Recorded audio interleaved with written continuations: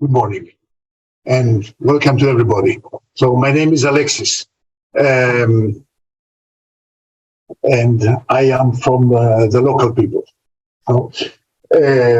So very much welcome in the Université Paris, which is where you are presently now, which is part of the PSL University Federations. No?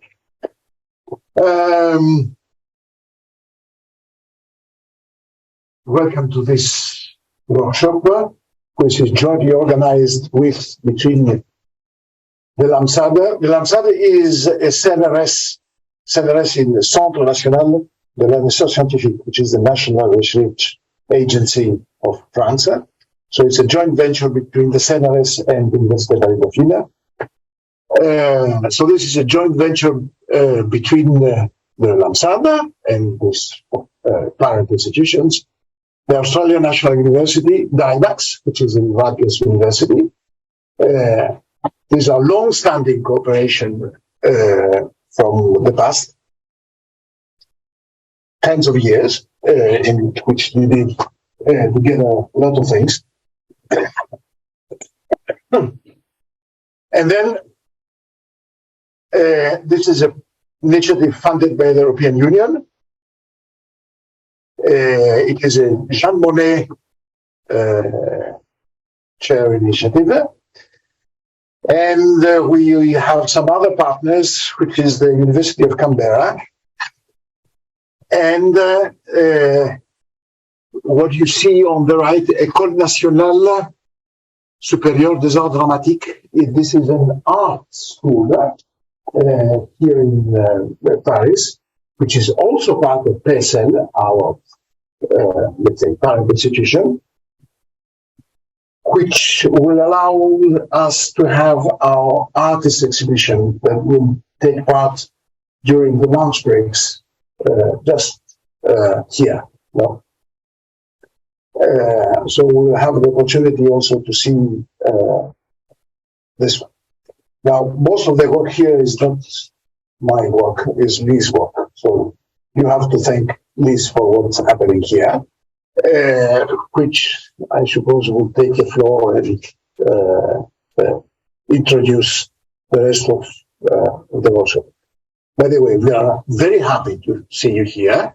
If you have local questions, there are two angels, which are Sarah and Nicola. We will see them around, not attending the workshop, but doing the dirty job. So ask them any type of question you may locally need. Okay. Once again, thanks for attending. Thank you, Alexis. Thank you all for being here. As Alexis has suggested, yeah, we've been getting all of the emails coming in. I appreciate your patience. What I wanted to take a second to do as well is thank all of our partners. The Erasmus Plus program of the European Union is a big one. They're funding the 3 workshop series that this is the second workshop for. CNRS LAMSADE, of course, and University of Paris Dauphine PSL, which is where we are. Finance at Rutgers has also been part of this collaboration. Many parts of the ANU, University of Canberra, and École Nationale Supérieure des Arts Décoratifs. Alexis said it better. I wanted to spend some time today to put the workshop that we're attending today, Human-Machine Collaboration 2022, in context.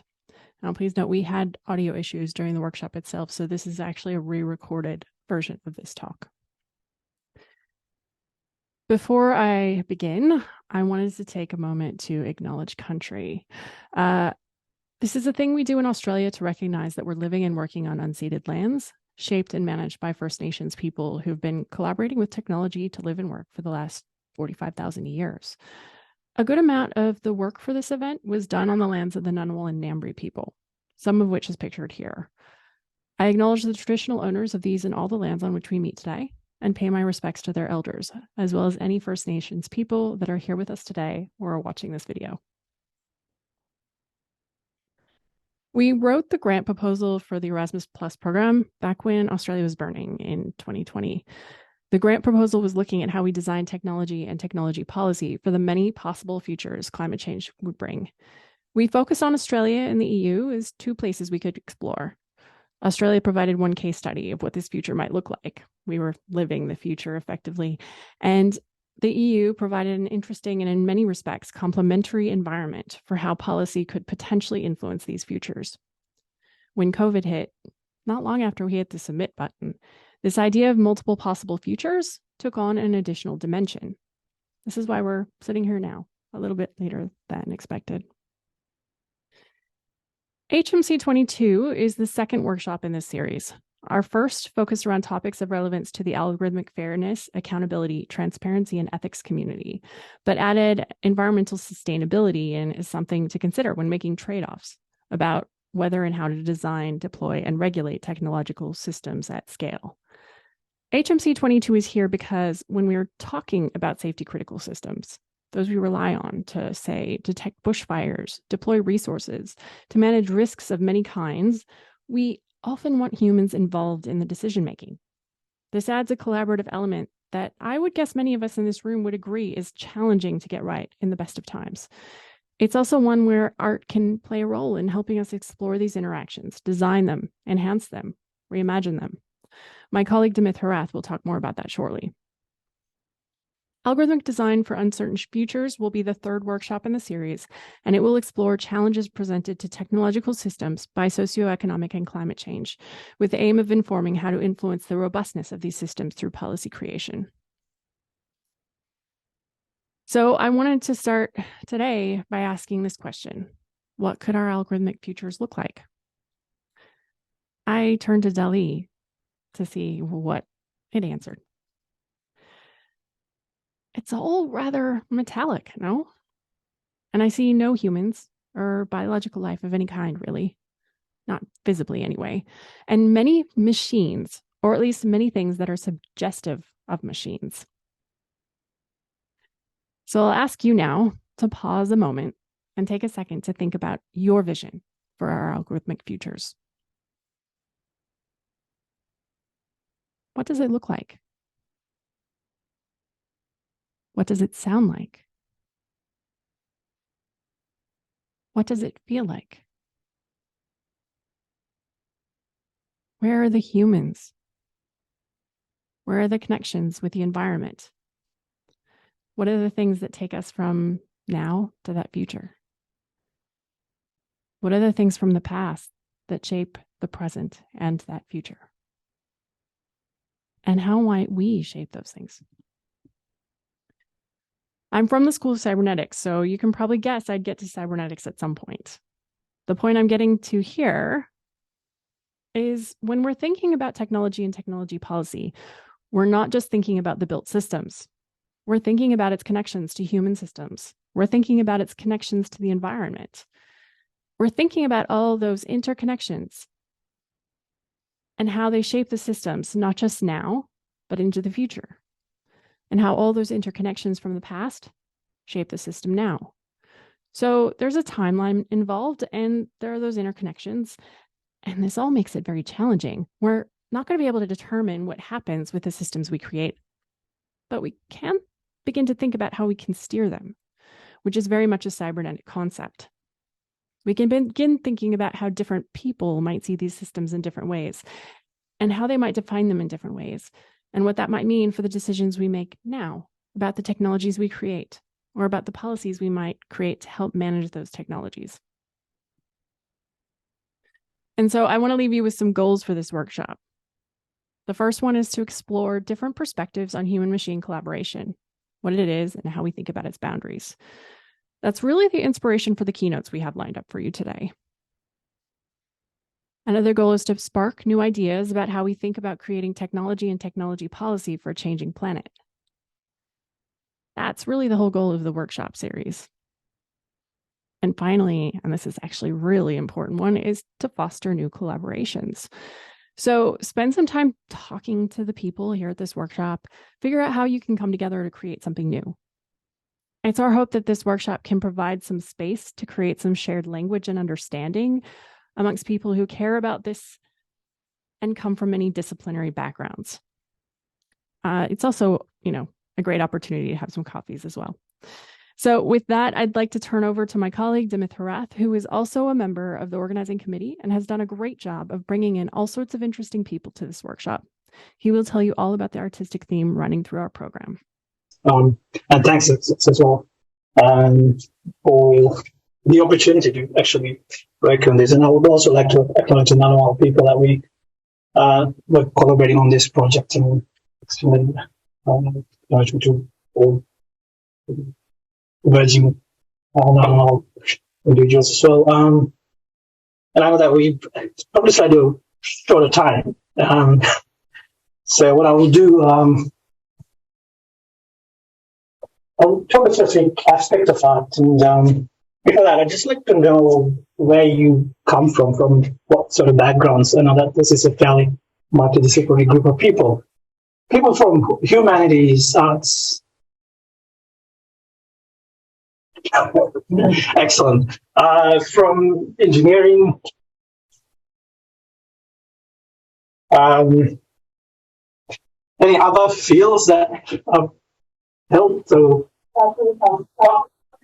public policy?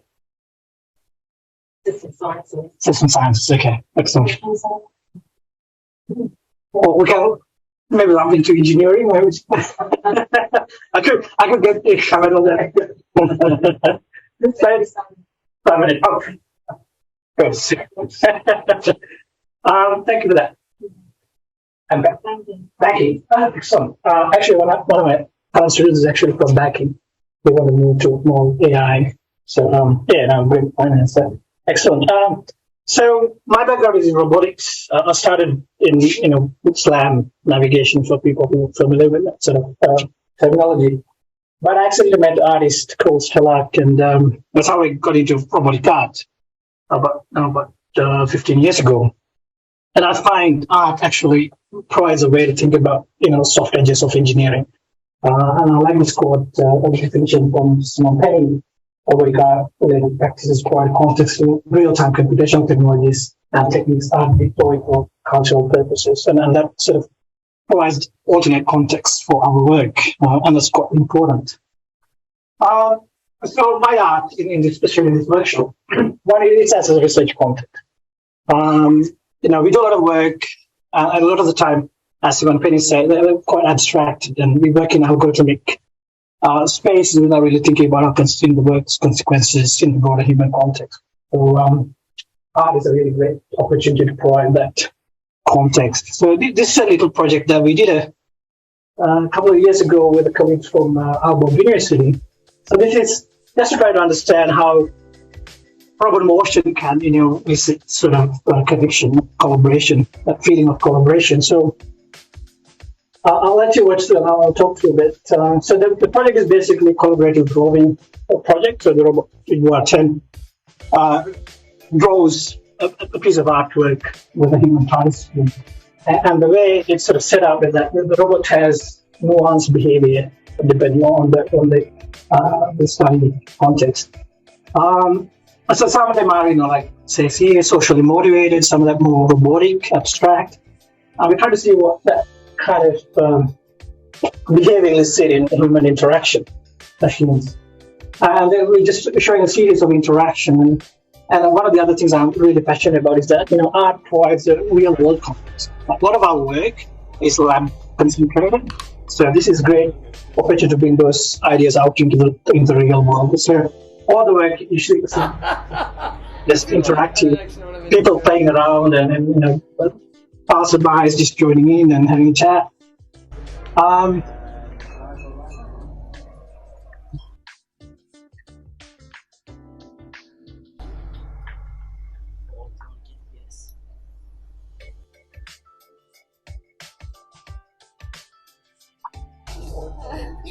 Sorry, I'll wait for them.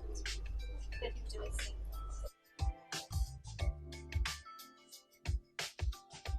So you draw a stick man in the middle.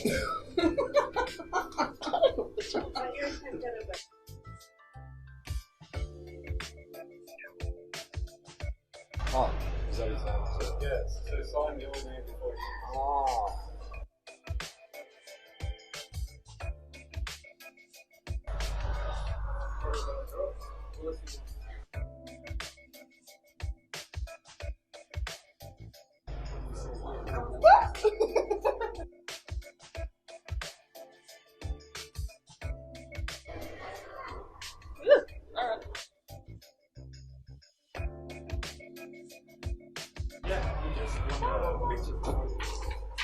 Lock it?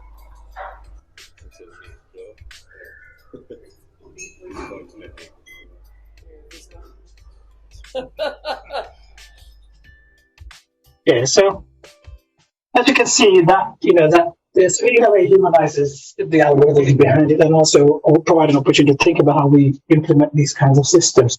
So that comes to the next point that I would like to make about robotic art is it encourages participatory design. So this project, the second one that I'm showing here is actually an indigenous artist collaborating with a Baxter robot to perform a dance piece, right? And it was a really explorative work in the sense the artists, the programmers, bystanders all kind of collectively engaged in the work to come up with some ideas. So this is another aspect that we can explore in art. And the third one that I want to point out is that these kinds of work takes a long time, and people who might have worked in these sort of multidisciplinary areas would understand and appreciate that. To understand simply just the language that each group uses is quite different, right? So that requires a fair bit of patience, and to keep them motivated, you need to have shared goals as well. Like so, for all these projects, the engineers have a certain set of goals that we'd like to achieve. The artists have set of goals, and they're probably not necessarily, compatible. Sometimes, for example, one of the conversations I had with Stellak, this performance, is that Stellak would like to make mistakes, and as an engineer, that's not the thing to do. Like as an engineer, you always want to make sure that you tick the right boxes, and you have your calculations done and tested a number of times, but. Whereas when I was working with Stellak, he was insistent that we need to make more mistakes. That's where all the magic happens, the surprises come through. So that's one point. The second one, the trust. So you need to trust each other working with these kinds of projects that they have their own work ethics, languages, but ultimately they'll all come together. So it's not that a certain discipline is better than the other. They have a different sort of approaches. And the third one, that's corollary of that, is that you have to have mutual respect. And however much I say this, when you actually start working, I see a lot of the time the engineers go like, it's what I'm saying. That's important here. So I would like to just leave with these three, with what Liz mentioned. This workshop is about actually building new collaborations and multidisciplinary ones, I hope. And especially in the realms of robotic art, I know there's a few people who work in that space, and I'm happy to talk about that as well. But when you're considering these kinds of collaborations, please think about these three aspects. I think that's pretty much it from me. For the time being.